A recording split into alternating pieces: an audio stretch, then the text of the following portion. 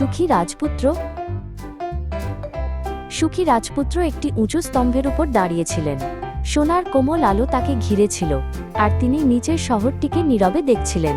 মানুষ প্রায় থেমে তাকে দেখত, তার দীপ্তিময় সৌন্দর্যে মুগ্ধ হয়ে।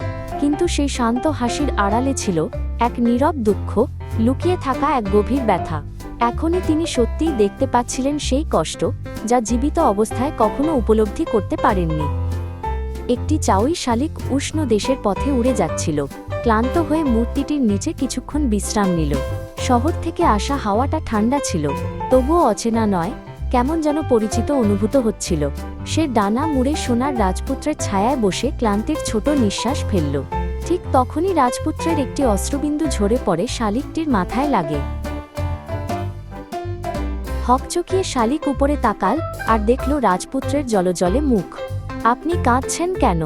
সে নরম স্বরে জিজ্ঞেস করল। রাজপুত্র কাঁপা কিন্তু কোমল কণ্ঠে বললেন, আমি জীবিত থাকতে এসব কষ্ট দেখতে পেতাম না। এখন পুরো শহরের দুঃখ আমার চোখে ফুটে ওঠে।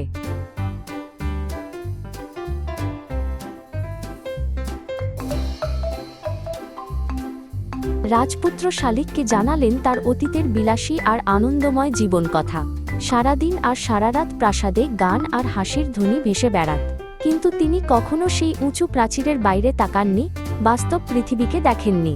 আজ শহরের লুকানো দুঃখ দেখে তার মনে জন্মেছে গভীর অনুতাপ।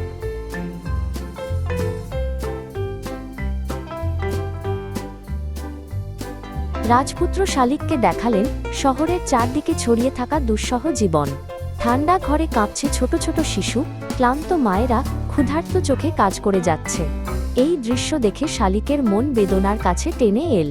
দেরি হয়ে গেলেও আমি এখন তাদের সাহায্য করতে চাই, রাজপুত্র বললেন।